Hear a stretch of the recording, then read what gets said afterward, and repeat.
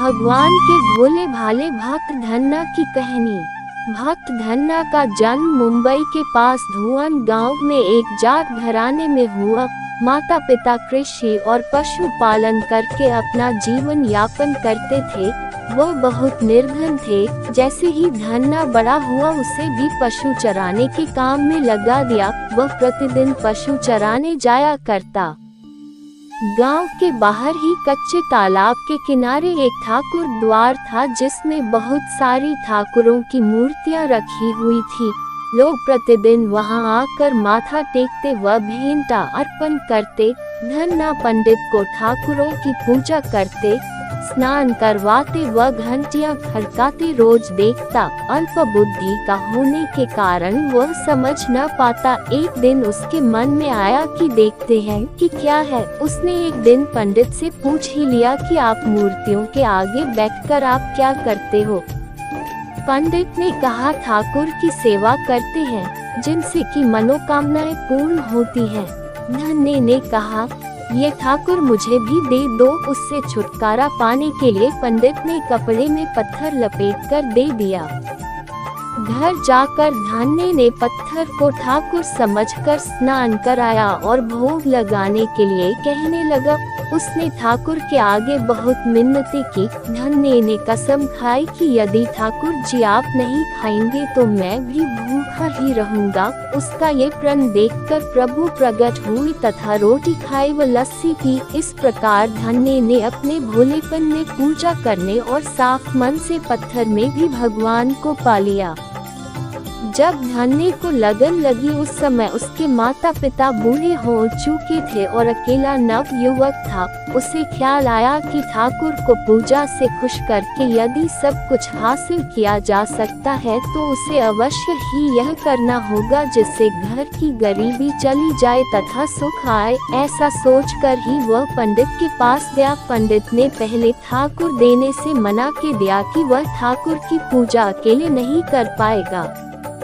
दूसरा तुम अनपढ़ हो। तीसरा ठाकुर जी मंदिर के बिना कहीं नहीं रहते और न ही प्रसन्न होते, इसलिए तुम जिद मत करो और खेतों को संभाल करो। ब्राह्मण का धर्म है पूजा पाठ करना, जाट का कार्य है अनाज पैदा करना।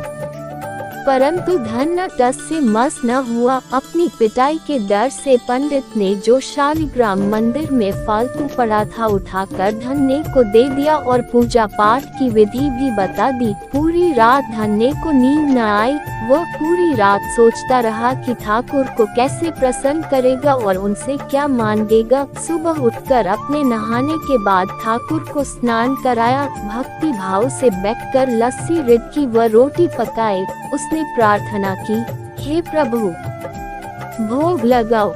मुझ गरीब के पास रोटी, लस्सी और मक्खन ही है और कुछ नहीं। जब और चीजें दोगे तब आपके आगे रख दूंगा। वह बैठा ठाकुर जी को देखता रहा। अब पत्थर भोजन कैसे करे। पंडित तो भोग का बहाना लगाकर सारी सामग्री घर ले जाता था, पर भले बालक को इस बात का कहाँ ज्ञान था। वह व्याकुल होकर कहने लगा कि क्या आप जाट का प्रसाद नहीं खाते। दादा तो इतनी देर नहीं लगाते थे। यदि आज आपने प्रसाद न खाया तो मैं मर जाऊंगा, लेकिन आपके बगैर नहीं खाऊंगा। प्रभु जानते थे कि यह मेरा निर्मल भक्त है, छल कपट नहीं जानता। अब तो प्रकट होना ही पड़ेगा। 1 घंटा और बीतने के बाद धन्ना क्या देखता है कि श्री कृष्ण रूप भगवान जी रोटी मक्खन के साथ खा रहे हैं और लस्सी पी रहे हैं। भोजन खाकर प्रभु बोले, धन्ने जो इच्छा है मांग लो, मैं तुम पर प्रसन्न हूँ। धन्ने ने हाथ जोड़कर विनती की, भाव जो तुम्हारी भक्ति करते हैं तो उनके कार्य संवार देता है।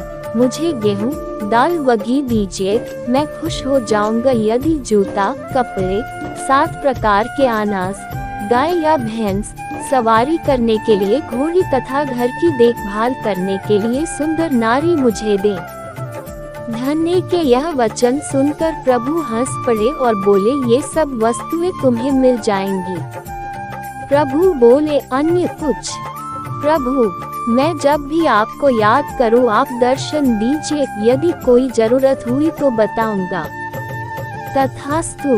भगवान ने उत्तर दिया, हे प्रभु, धन्य आज से आपका आजीवन सेवक हुआ, आपके अलावा किसी अन्य का नाम नहीं लूंगा। धन्ना खुशी से दीवाना हो गया, उसकी आंखें बंद हो गई। जब आंखें खोली तो प्रभु वहाँ नहीं थे।